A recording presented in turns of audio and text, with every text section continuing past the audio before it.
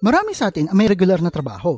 Madalas nagiging sapat lang sa atin ang ating sweldo para sa gastusin sa pang-araw-araw na pangangailangan ng ating pamilya. Kaya naman karamihan sa atin ay hindi talaga nakakapag-ipon ng maayos. Kung subscriber ka ng channel na ito, malamang napanood nyo na yung aking mga tips tungkol sa pag-iipon tulad ng 7 diskarte para mabilis makaipon ng pera o ang 12 psychological tricks para makaipon ng mabilis at marami pang iba. Siguro sa dami ng tips na napapanood nyo ay nalilito ka na. Marahil napatanong ka din sa sarili mo kung ano ba talaga ang pinaka-effective para sa'yo. Sa totoo lang, hindi mo naman masasabing effective ang mga ipon tips na ito kung hindi mo ito susubukan. At para hindi ka na mahirapan, ay sa video na ito, magbibigay ako ng 10 effective na ipon steps na ginagamit ko ngayon. Step 1. Kailangan mo munang tanungin ang sarili mo kung bakit ka talaga nag-iipon. Saan mo ba ito gagamitin? Pambili ba ito ng bahay o kotse? Para ba sa pag-aaral ng iyong mga anak o para sa iyong pagre-retire? Remember to dream big and start small. Always keep in mind yung end goal mo at gawin mo itong motivation mo para maumpisahan mo ang iyong pag-iipon. Step 2. Magkwenta ka kung magkano ang gusto mong maitabi mula sa iyong sweldo. Gamitin natin yung tamang formula na sahod minus ipon equals gastos. Kadalasan kasi ay ginagamit natin yung maling formula na sahod minus gastos equals ipon. Hindi natin pwedeng unahin yung gastos kaysa sa ipon kasi madalas wala talagang matitira sa pera mo para maipon dahil hindi mo makokontrol ang iyong mga gastusin. Step 3. Maaari mong gamitin yung 50-30-20 budget rule na napag-usapan na natin sa isa kong video. Para sa simpleng explanation, 50% ng sweldo mo ay para sa iyong needs like bahay, kuryente, tubig at iba pa. Ang 30% naman ay para sa iyong wants.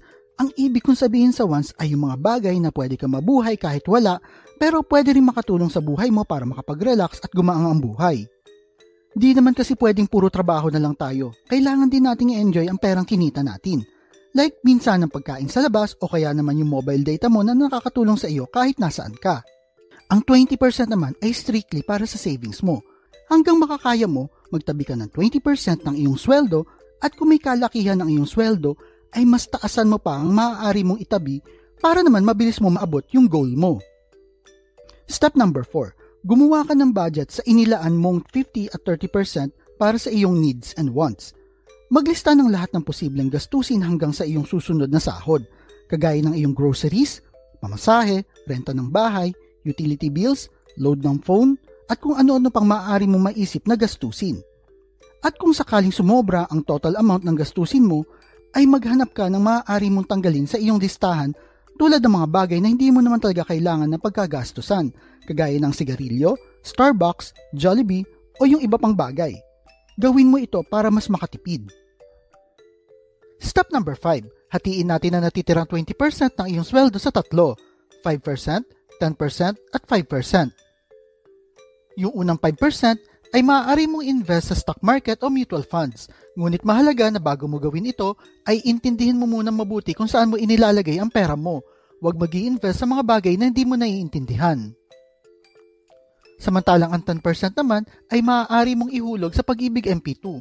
Sa mga wala pang idea kung ano ang MP2, ito ay investment vehicle na offer ng Pag-ibig Fund na maaaring kumita ang pera mo every year ng 6% pataas o depende sa magiging ekonomiya ng Pilipinas. Ang pinakamababang deposito dito ay 500 pesos lamang, pero para sa akin ay mas mabuti na lakihan mo na lang ang hulog mo. Magandang paraan ito para makaipon ng pera dahil di mo magagalaw ang perang inipon mo sa loob ng 5 taon. Ito ay sure na paraan na talaga magkakaroon ka ng ipon. At bakit 10% ang binigay ko dito? Dahil masigurado nakikita ang pera mo. Di katulad sa stock market na malaki ang risk na malugi ka muna bago ka kumita. Kaya, mas mabuti na ilagay mo ang malaking porsyento ng pera mo dito kasi sure ball nakikita ito.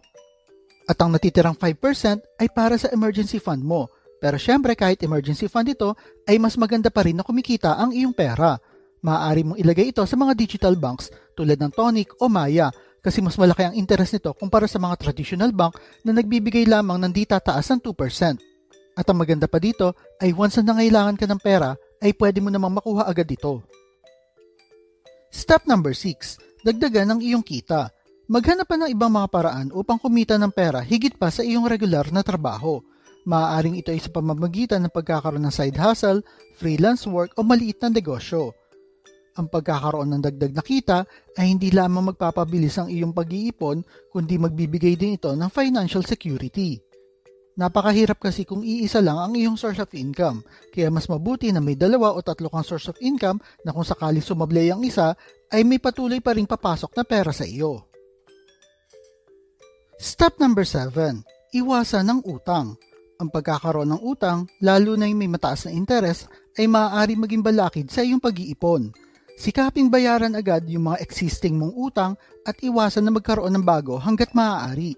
Sa pamamagitan nito, mas marami kang perang mailalaan sa iyong savings, emergency fund at investments. Step number 8. Mag-invest sa iyong edukasyon at skills. Ang pag-invest sa sarili na edukasyon at matuto ng bagong skill ay makakatulong hindi lamang sa personal na pag-unlad, kundi pati na rin sa pagkakaroon ng mas magandang oportunidad sa trabaho o negosyo at sa tamang pag-manage ng pera. Ito ay magbibigay sa iyo ng mas mataas na kita sa hinaharap na makakatulong sa iyo para makaipon pa ng marami. Step number 9. Regular na i-review ang iyong mga financial goals. Mahalaga na regular mo suriin ang iyong mga financial goals at ang iyong progress patungo sa mga bagay na makakatulong sa iyo upang maabot ang mga ito. Maaari ka mag-set up ng quarterly o taunang review upang makita kung anong adjustments ang kailangan mong gawin upang masiguro na nasa tamang landas ka sa iyong pag-iipon sa pagkamit ng iyong mga financial goals. Step number 10. Mag-set ng budget para sa luho. Mahalaga na hindi mo ipagkait sa iyong sarili ang ilang luho o reward sa iyong pagtatrabaho. Mag-set ng budget para dito na hindi makakaapekto sa iyong pag-iipon at sa iyong mga financial goals. Ito ay makakatulong sa iyo para maging motivated at masiyahan sa iyong pinaghirapan. Ano nga naman ang sense ng pagtatrabaho at pag-iipon ng pera kung hindi mo naman ito may enjoy? Ayan ang mga teknik ko sa pag-iipon ng pera na pwede niyong subukan. Hindi ito one size fits all dahil iba-iba tayo ng sitwasyon sa buhay at laki ng sweldo. Ngunit makakatulong itong mga tips na ito para makabuo ka ng sarili mong sistema na swak sa pangangailangan mo at lifestyle mo. Ang importante ay simulan mo ang pag-iipon ngayon.